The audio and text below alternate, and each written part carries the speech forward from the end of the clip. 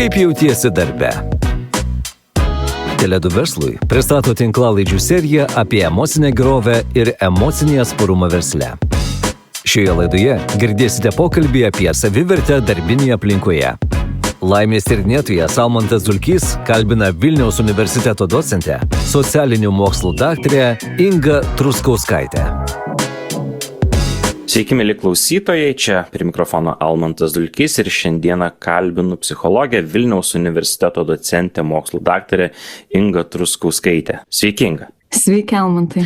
Ir visai neseniai su jūsų kolegė, su kita psichologė šnekėjome apie perfekcionizmą ir išlindo ta tema savivertės, tiesą pasakius, ir tokiu ne visai gražia forma jinai išlindo, mes ten aptarinėjom iš tikrųjų, kiek jinai turi poveikio perfekcionizmui, bet pati tema savivertės atrodo tiek gili, tiek svarbi, kad ją reikia atskirai aptarti. Ačiū, kad šiandieną skyrėt laiką tam ir padaryti. Ir man pirmas klausimas, nes labai dažnai girdžiu, kad yra toks netgi posakis, lietuviška savivertė. Tai kokia ta lietuviška savivertė? Iš tiesų tai labai pastebiu tiek dirbdama su klientais, tiek tiesiog bendraudama su žmonėm, kad standartiškai mūsų lietuvių savivertė yra kiek žemesnė negu turbūt įprastai lyginant su kolegomis, pavyzdžiui, kuriuos sustinkam iš Skandinavijos šalių, ar Pietų Europos šalių, ar Amerikos. Tai yra tarsi tokio įsitempimo, dvejonės savimi, nepasitikėjimo, kad ar aš galėsiu tikrai padaryti, galų gale ar aš esu lygiavertis tam kitam žmogui, ypač jeigu bendraujam su užsienio kolegomis. Man atrodo, kad mūsų šalyje, tarp mūsų žmonių išlenda kiek daugiau. O tai sakykit gerai, tai dabar čia ir taip istoriškai turbūt susiklosti, ne, kad mes tą savivertį žemesnę turim, bet kokią įtaką čia mūsų dėl to, kad mes po sovietinio bloko šalis turim tų tokių įgimtų arba paveldėtų traumų, iš kur tai prasidėjo ta tokia lietuvio žema savivertė? Aš turbūt pradėčiau, labai gerai, kad paminėjot, Almantai, man atrodo, kultūrinės traumos vienareikšmiškai tam padarė įtaką.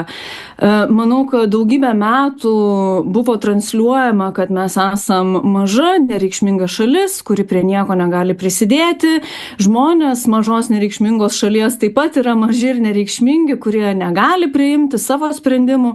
Galų gale režimas daugybę metų neleido net pasirinkti, ką dirbti, kartais net ir kur studijuoti. Tarsi viskas buvo nusprendžiama už mus pačius, taip siunčiant žinutę, kad mes negalim, mes esam per menki, per mažai suprantam, kažkaip gal net nesugebam pasirinkti savo gyvenimo kelio ir yra kažkokia aukštesnė, galingesnė, didesnė jėga, kuri tarsi tą kelią už mus pasirinks. Ir daugybę metų gyvenant režimo sąlygomis, man atrodo nieko keisto, kad ta savivertė yra žemesnė. Ir čia labai įdomiai pasakė, tarsi aš neturiu kontrolės savo gyvenimo ar ne savo pasirinkimų, kad man apsitai net tie pasirinkimai tarsi neegzistuoja, nes kažkas už mane pagalvojo ir dėl to aš tarsi turbūt pats nebūtinai norėdamas, bet atidaviau tą savo gyvenimo kontrolę kažkam į rankas ir natūraliai turbūt, kai pasibaigė ta sistema, jau čia kalbama apie socializmą, turbūt ir tos traumos jos vis tiek kažkokį tai poveikį duoda ir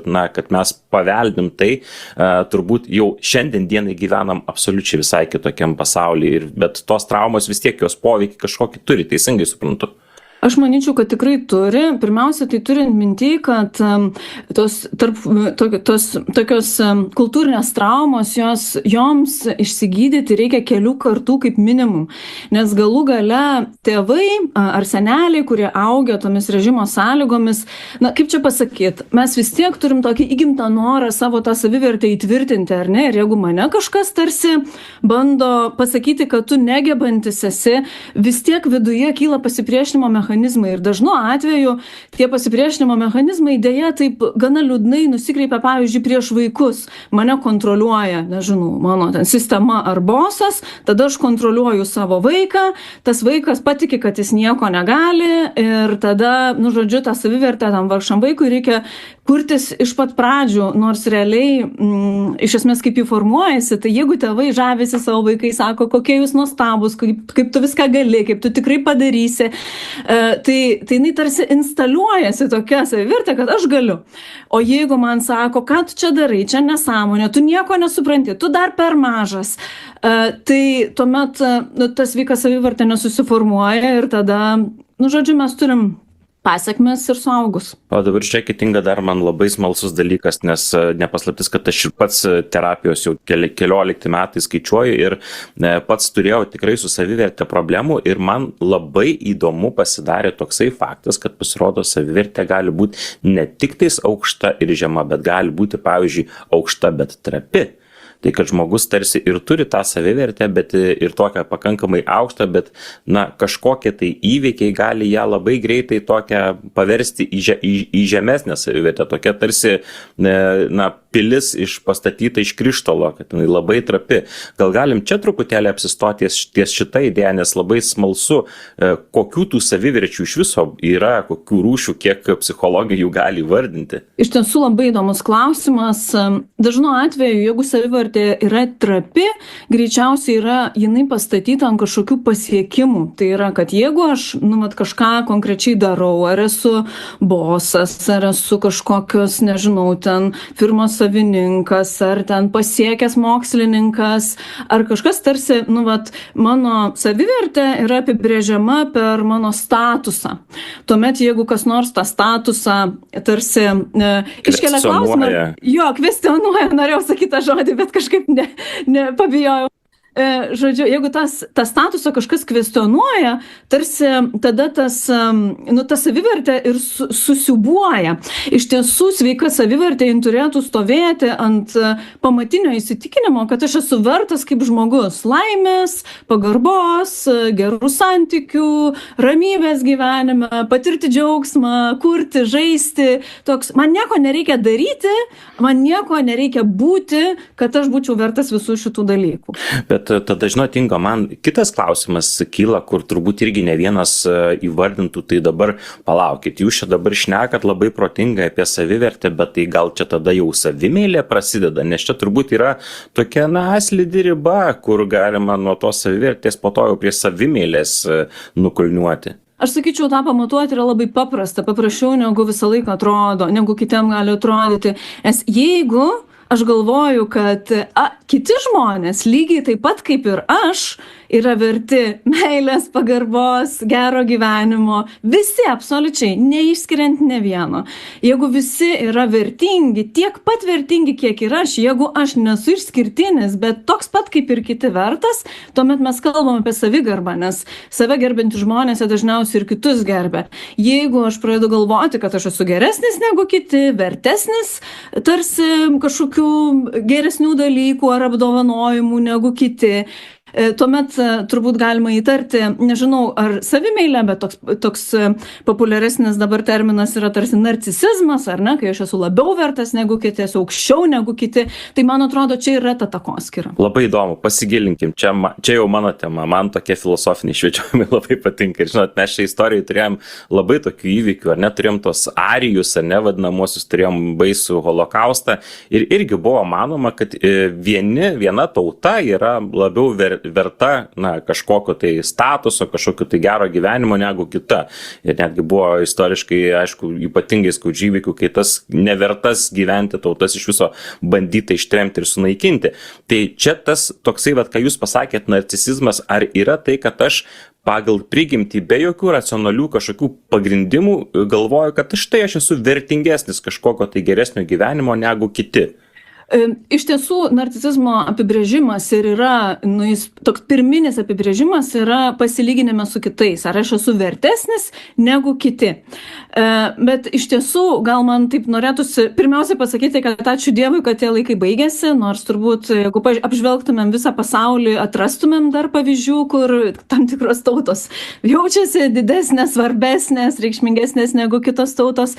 Bet noriu pasakyti tik tai, kad dažnu atveju tas noras naikinti kitą arba pats narcisizmas dažnu atveju slepia kažkur giliai paslėptą nepasitikėjimą savimi. Nes jeigu mes norime naikinti kitą, tai reiškia, mums reikia kažkokio įrodymo, patvirtinimo, kad aš esu geresnis. Jeigu man reikia įrodymo ir patvirtinimo, reiškia, kažkas jau yra ne taip. Tai aš taip sakyčiau, tas prigimtinė teisė, ji dažnu atveju turbūt ne tiek prigimtinė, dažnai būna kultūriškai perduodama, ar ne? Vat vaikas gimsta ir jis nuo pirmos dienos yra mokomas tarsi, kad va čia mūsų tauta yra geresnė negu kitos tautos, mes daugiau pasiekę ir panašiai. Kažkuria prasme mes esam tokios būtybės, kad išmokstam tai, kas mums yra kartojama, ar ne? Brain learns by repetition. Smegenys mokosi, kai joms yra kartojama, išmoksta to, kas yra kartojama.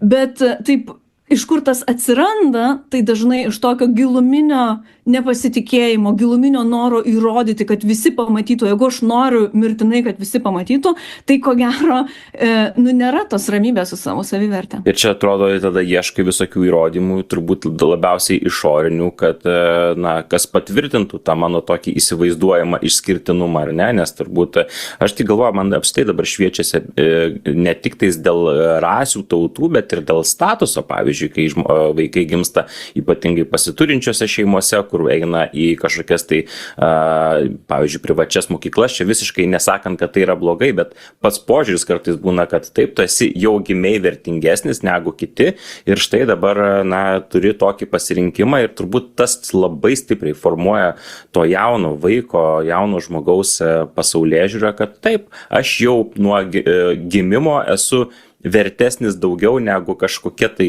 kiti žmonės ir tikėtina, kad pasirinkimai to žmogaus gyvenime, kai jisai bus suaugęs, bus irgi, nulemti nuo tokio formavimo, nuo pačios vaikystės. Vienareikšmiškai labai teisingai šnekat, man atrodo, čia yra labai geras pavyzdys, tik norėtųsi labiausiai turbūt pasakyti, kad tai yra, mano matymu, tas nuolatinis pabrėžimas išskirtinumo, kad čia kažkas yra geresnis negu kiti, tai yra labiau kenkimas žmogui negu kad pagalba. Galbūt kažkokiuose pirminiuose etapuose tai gali padėti, tarsi daugiau pasiekti, bet, kad ir kaip bežiūrėtumėm, istorija rodo, kad žmonijai geriau sekasi, kai jie bendradarbiauja, negu kad kai kariauja. Pasižiūrėkim, kas atsitiko po Antro pasaulinio karo. Kiek šalių suklestėjo, kai mes išmokom tarpusavyje šnekėtis. Ir kas vyksta, kai pešamės ir sakom, kad kažkas geresnis. Nukenčia realiai visi. Tas toks pasilyginimo, konkurencijos, noro pažeminti kitą ir išaukštinti save. Rezultatas, kad ir kaip bebūtų, yra dažniausiai visi pralaimėję. Jo, iš tikrųjų, čia labai gerą kampą palėtėt, kad netgi kai atsiranda vienas agresorius, turint omeny, kad vienas, kuris bando įrodyti, kad aš esu išskirtinesnis ir vertingesnis arba vertesnis kažko, tai nukenčia visi aplinkui, netgi tie, kurie su tuo tiesiogiai net neturi jokios sąsajos. Tai ačiū jums labai už šitą kampą. Dar, Inga, noriu grįžti dabar truputėlį prie savivertės ir pabandyti išpjaustyti per lytis, per vyrus, moteris. Ar čia yra kažkokių skirtumų? Tiesą sakant, aš jau čia traukiu jūs už liežuvio, nes tikrai žinau, kad yra ir Lietuvoje ypatingai, man atrodo, bent jau istoriškai vėlgi buvo susiklostę, kad moterys būdavo nuskriaustos, tos, kurios žinot irgi iš posovietinių laikų, tai ką moteris, kokią čia karjerą tu darysi, reikia tau stovėti prie puodų ir daryti dalykus, kurie, kaip čia, šeimą, ar ne, pamaitintų, o vyrai čia eina užkariauti pasaulio. Tai kokia ta skirtis šiandien dienai, kaip jūs mato tą dinamiką tarp vyrų ir moterų savivertės lietuviškos? Aš labai džiaugiuosi, kad mes turime vis daugiau moterų lyderių, kurios tiki savimi. Aišku, galbūt čia irgi dar gilesnė tema, kurią galima būtų plėstis, nes kartais atrodo, kad mūsų moterys lyderės labai tokiais vyriškais būdais lyderiauja, bandydamos tarsi konkuruoti. Čia kabutėse, žinoma, aš kalbu ne tiek apie lytį, kaip biologinį aspektą, bet labiau apie tokią įprastą elgesio būdą. Ir vis dėlto neseniai buvo atliktas tyrimas reprezentatyvioj imty ir mes matom tą pačią tendenciją, kuri nepajudėjo tiek daug, kiek norėtųsi, kad ji būtų pajudėjusi. Vis dėlto moterų savivertė šiandien dienai yra gerokai žemesnė negu vyrų ir aš tai labai stipriai siečiau ne tik tai su istoriniu kontekstu, bet ir su tokiu šeimyniniu kontekstu. Man atrodo, kad vis dėlto kultūriškai mes vis dar tikimės, kad moteris, jai neužtenka būti sėkmingai, jai reikia būti ir maloniai, ir gražiai, ir pasitempusiai, ir kažkaip besirūpinančiai kitais, o vyram dažnu atveju, kad jie būtų giriami ir jie būtų šaunuoliai, jam užtenka būti sėkmingiam ir drąsiem. Jeigu moteris sėkminga ir drąsi, kažko dar trūksta ir tada tas, man atrodo, nuolatinis galvojimas, kad aš esu nepakankama, dar vat ir to nepadariau, dar turiu tik tai 2 vaikus, verslą ir, žodžiu. Tik tais, ar ne? Taip, viso labo. Žodžiu, kad visa tai yra gana stipriai įsišaknyje ir, man atrodo, gana stipriai didina apskritai moterų, ypač moterų versle perdegimo tikimybę. Ir aš netgi iš jūsų kalbos, žinot, taip ir girdžiu kokį nors pasakymą, žinai, tai karjeristė. Ir iš karto ta karjeristė taip nuskamba, kad, tai jo, neužtenka, moteriai neužtenka būti gerai karjeroje, dar reikia būti ir gerai visur kitur, o, kaip sakėt, vyras turbūt net aš dėčiau ne ir gali būti arba drąsus, arba sėkmingas ir tada jau viskas su juo tvarkoj. Čia labai įdomi tema, dar noriu pasiklausti jūsų, šiaip toks įdomus kampas, šiandieną ruošiantis laidai ir bendraudamas su savo partneriai, irgi mes aptarėm vieną mūsų bičiulę, kuri įvardijo, kad jinai tikrai turi bėdų su savivertė ir tikrai dirba terapijai tais klausimais. Ir žinot, iš išorės niekad gyvenime nebūtų galima tai pasakyti, nes atrodo, žmogus tikrai savim pasitikintis, daro karjerą, yra talentingas, geba išnaudoti savo tos talentus, bet viduje jaučia kančią. Tai kas čia per apsitai fenomenas, kad net iš išorės atrodo, kiti žmonės net negalėtų įvardinti, kad tas žmogus turi kažkokių tai problemų su savivertė, o viduje jisai turi kančią ir dirba terapijai tuo klausimu? Labai įdomus klausimas, labai džiaugiuosi, kad jį palėtėt. Iš tikrųjų, mes savo viduje turim tokius, kaip čia pasakyti, kompensacinius arba gynybinius mechanizmus. Dažnu atveju, jeigu aš kažkurioje vietoje jaučiuosi silpnesnis, tada būtent tą vietą man norisi išorėje parodyti, kad tai yra stipriau. Ir tai nėra kažkoks maivimasis ar specialiai darimas, tai dažniausiai būna automatiškai tie dalykai vyksta. Jeigu man kažko truputėlį baisu, aš dažnu atveju išeinu pats pirmas ir sakau, imkim ir darykim, kodėlgi ne, ypač jeigu tai yra stipresnė asmenybė, ypač jeigu talentingi žmonės sugeba kažkaip savo tas stipriasias pusės išoriai parodyti, jas dar stipresnės negu kad galbūt jos viduje yra. Bet iš tikrųjų, nepaisant to, kad kai kuriom aplinkybėm šitas mechanizmas labai gali praversti, tiesiog kažkokiam trumpalaikiuose sprintuose pasiekti gerą rezultatą. Ilgalaikiai perspektyvoje, jeigu aš nuolat žaidžiu, kad aš esu stipresnis, drąsesnis, fainesnis, negu kad jaučiuosi viduje, tai mūsų psichikai labai daug kainuoja. Tai kainuoja daug energijos ir gali būti, kad, tiesiog viena paprasta eilinė diena, kur aš būnu labiau pasitempęs, negu iš tikrųjų viduje jaučiuosi, tai yra, kitaip sakant, save spaudžiu viduje būti kitoks, negu natūraliai esu, gali baigtis, nežinau, tiesiog noru nukristi ant sofos ir nieko nebedaryti, neturėjimo absoliučiai jėgų, net ir tiesiog po paprastos eilinės dienos. Aš nekalbu apie kažkokį iššūkių laikotarpį jau. Ir čia žinot, ką man iš karto akise iškyla visi socialiniai tinklai, kur mes turbūt labai mėgstam būti daug geresni, negu mes iš tikrųjų esam. Ir turbūt irgi čia yra tokio nuovargio, kad aš visą laiką turiu atrodyti, kad aš esu sėkmingesnis, aš esu gražesnis, aš daugiau keliauju, o iš tikrųjų susitinki su tuo žmogeliu ir supranti, kad nei velnio iš tikrųjų žmogus vargsta, varga ir įsidėjęs tas kelias nuotraukas, o iš tikrųjų tuose socialiniuose tinkluose kažkoks trečias žmogus pasakytų, o vau, čia tai jau žmogus daro įspūdingą karjerą, keliauja visur. Tai tas irgi tikėtina, kad vargina, kad mes bandom būti tuo, kuo nesam iš tikrųjų. Žinoma, kad vargina, nes mes norim būti pamatyti, tai yra mūsų pamatinis noras būti matomais, būti girdimais, būti suprastais ir dažnu atveju, man atrodo, čia tokia kaip ir mada ar tradicija nusistovėjusi, kad kažkodėl dabar mes turim kelti tik tai savo laimingas akimirkas ir tada žmonės net nesusimastydami daro taip, kaip kiti daro, bet tai tikrai nebūtinai yra kažkoks naudingas ar vertingas pačiam žmogui procesas, nes tu susitinki kitą žmogų ir tada toliau turi žaisti savo tobulo gyvenimo žaidimą, užuot, kažkaip buvęs normaliu žmogišku, nes visi mes, absoliučiai visi, turim ir savo švytėjimo momentų ir turim sunkesnių momentų. Ir aš pavyzdžiui, netgi specialiai šiuo metu Facebook'e stengiuosi dalintis, žodžiu, sunkesniais momentais. Jau net truputį galvoju, gal persistengiu šiek tiek, nes kolegos susitikę klausia, ar man viskas gerai.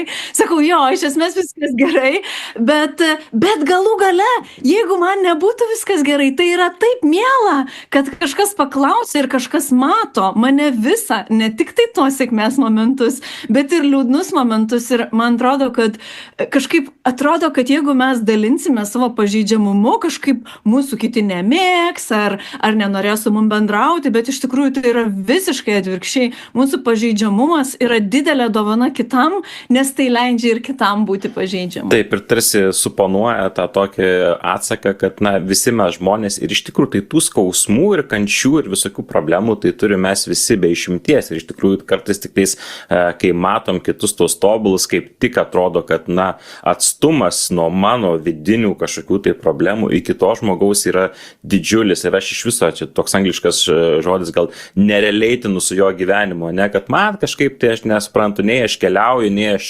sportuoju kasdien ir aš čia šiaip užsikuitęs su visokiams problemom, o čia žmogus atrodo gyvena tą tobulą gyvenimą. Tai man atrodo, tas po to, kai susitinkė akis į akį ir pasako, jo, čia įsikėliau tas kelias nuotraukėlės, iš tikrųjų tai čia prastokai man sekas ir tada tu paimti blembo, bet iš tikrųjų tai mes visi esam tokie panašus, tokie lygus ir tas artumas po to net toks sukuria tokį jaukumą, kad iš tikrųjų atsidarė ir galiu su žmogum dabar bendrauti, nes iki tol tai atrodė, kad net neturėsiu ką aš čia su juo bendrauti, nes jisai čia kažkokiai kitokioj realybei gyvena. Taip, čia tokį monologą pavariau. Inga, dabar noriu pasiklausti, jau grinai apie psichoterapinius dalykus. Kai jaučiu tą kančią vidinę, kad jaučiu, kad jau čia priejau tą suvokimą, sąmoningumą, kad taip, aš turiu problemų su saviverte, gijimas psichoterapijoje, nuo ko jisai prasideda ir kaip atrodo iš viso tas procesas? Psichoterapijoje esminis mechanizmas yra prisileisti jausmus ir prisileisti dalykus tokie, kokie jie yra. Nes dažnu atveju patys psichikos sveikatos sunkumai, jie prasideda nuo to, kad mūsų kūnas, mūsų psichika nesugeba apdoroti tos visos emocinės informacijos. Ir tada mes sluoksniuojamės tarsi, tokį kaip kiautą užsidarinėjam ir pradedam būti tarsi nesavimi.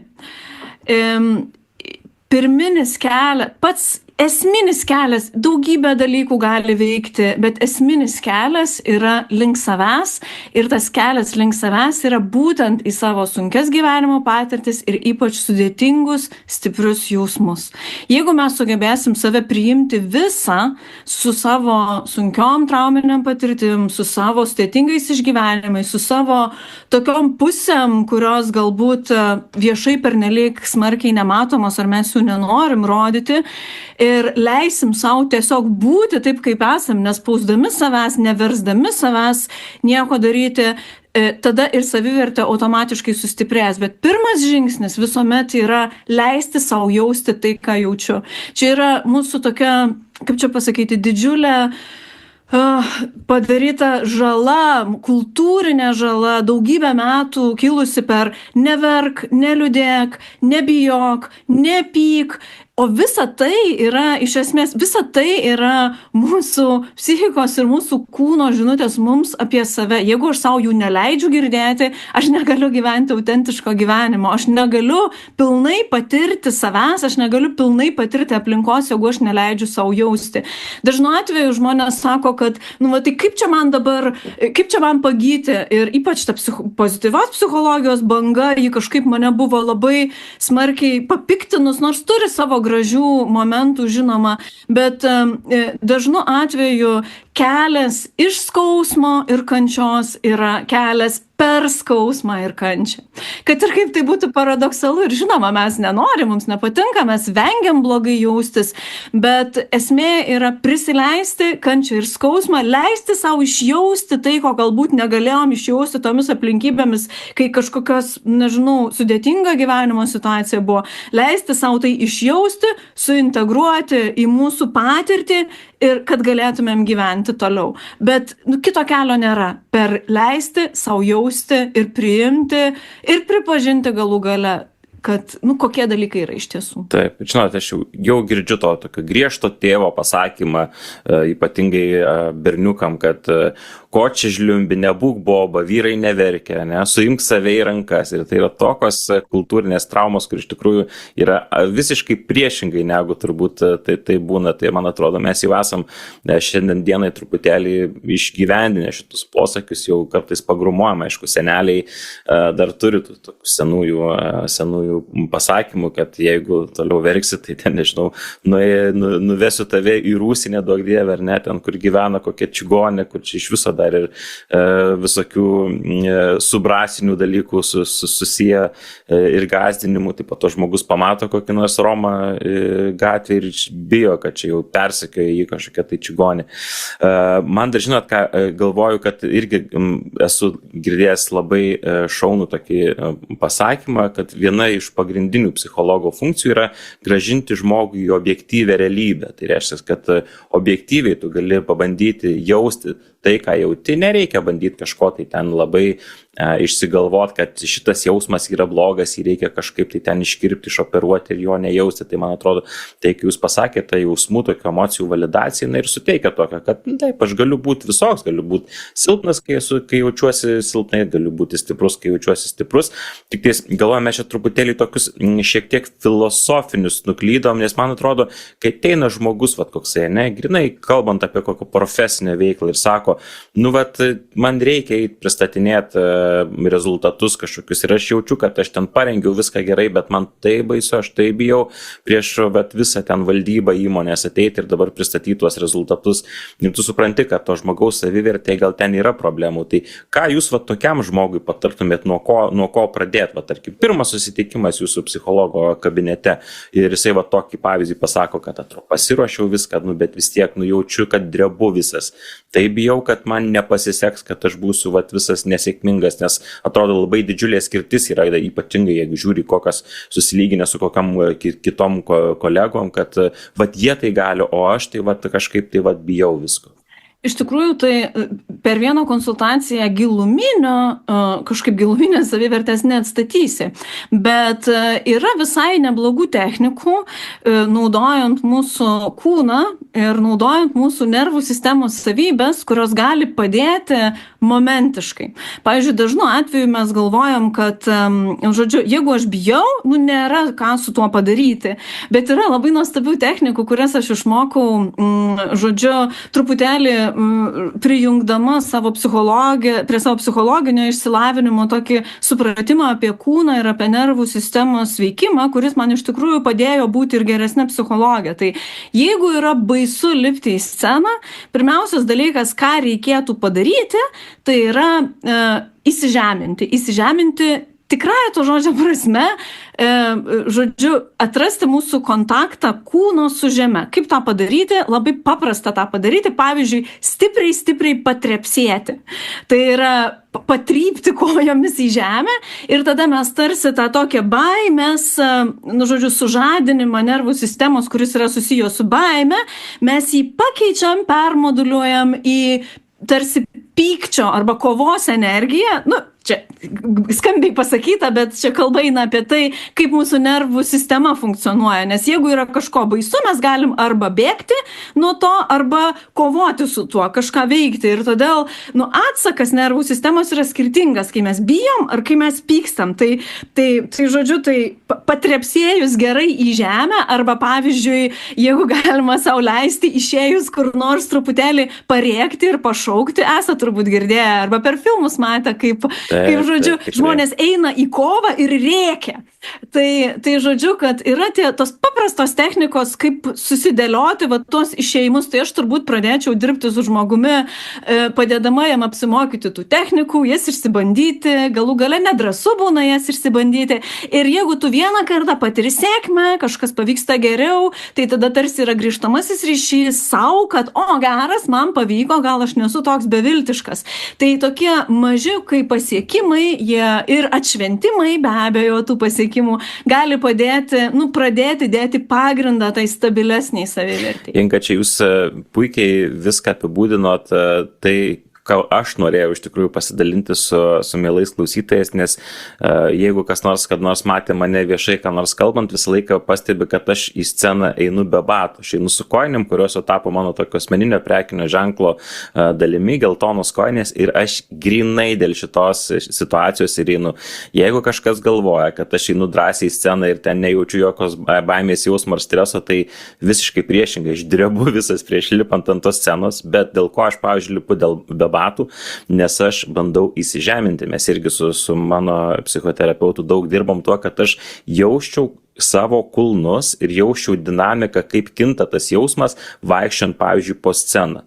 Tai tos mintys, kad man dabar nepasiseks, aš pamiršiu savo tekstą, aš pamiršiu skaidrės, aš pamiršiu, nežinau, arba aš blogai atrodau, ten tų minčių neracionalių, tai atsiranda gyvas velnis, ypatingai kai stresas apima. Ir man padeda tiesiog įsižeminti tą dinamiką, kurią aš jaučiuosi savo paduose. O kaip dabar jaučiasi tas padas? Kaip kairys, kaip dešinys? O kur dabar svoris krenta? Ar labiau ant kulno, ar labiau ant pirštų? Ir tos mintys, jos tiesiog, dingsta labai labai greitai, ne iš karto, bet dingsta. Ir tai, man atrodo, svarbiausia, ką jūs pasakėt, kad kai tai tampa precedentu, kai tampa 2, 3, 5 kartą pradeda veikti, tu supranti, kad netgi tais laikais, kai tu netikėsi, kad tai veikia ir būsi dar labiau susistresavęs dėl bet kokių gyvenimo situacijų, tai veiks net tau netikint. Tai tiesiog veiks. Ir tas labai daug duodas tai savivertei, kad tu supranti, kad aš turiu metodikas ir aš jau perėjau iš to tokio savim nepasitikinčio į to, kad aš galiu šiek tiek savim nepasitikėti, bet aš žinau ir turiu metodikas ir procedūras, kaip padaryti, kad aš mažiau streso jaučiau, ir ta savivertė natūraliai jinai pradeda didėti ir tu tikrai daug mažiau jauti to streso. Tai man atrodo labai svarbu yra tiesiog kartais, kad ir kaip kvailai čia skambėtų, galbūt kažkam, kas mūsų klausosi, miela mokslininkė pasakė, kad netgi šūkauti verta. Tai jeigu jūs pasižiūrėtumėt kokią nors populiariojo Tony Robinsono prieš išeinant į sceną, kiek jisai rėkia, kriokia, šokinėja ir viso ko daro prieš išeinant, tas užsikūrimas toksai, kiek vyksta, tai iš tikrųjų tai yra absoliuti teisybė, ir kartais atrodo, kad tuos kvailus dalykus kartais reikia tiesiog pabandyti ir nebūtinai tikėti, kad jie veikia, bet pabandyti. Ir jie veiks netgi be jūsų tikėjimo. Vėl tokiu monologu užbaigiau. Inga, jūsų palinkėjimas žmonėm, kurie jaučia, kad norėtų eiti tuo tokio sąmoningumo ir tos savivertės gydymo keliu. Kokie pirmi žingsniai jūsų palinkėjimas? Pirmasis žingsnis, kaip visada, yra žingsnis link savęs. Aš linkiu kiekvienam klausytojui kiekvieną dieną bent 10 minučių skirti pabuvimui su savim. Tyloj, ar su dienoraščiu, ar pamedituojant, ar tiesiog apmąstant dieną, ar paklausant kažkokio muzikinio kūrinio, kuris įkvepia. Jeigu mes visi kiekvieną dieną bent po 10 minučių skirsim savo, girdėdami save, mūsų kūnai, mūsų psichikos mus nuves teisinga linkme, kokio augimo arba kokios pagalbos mums reikia šiuo metu. Nuostabiai, puikiai. Ačiū labai jums, Inga. Aš, mielam klausytojai, dar primenu, kad prie mikrofono buvau aš, Almantas Dulkys, ir psichologė Vilniaus universiteto docentė, mokslų daktarė Inga Truskauskaitė. Ačiū, Inga, kad buvot su mumis. Malonu buvo. Iki. Emociniu atsparumu rūpinasi Tele2 verslui.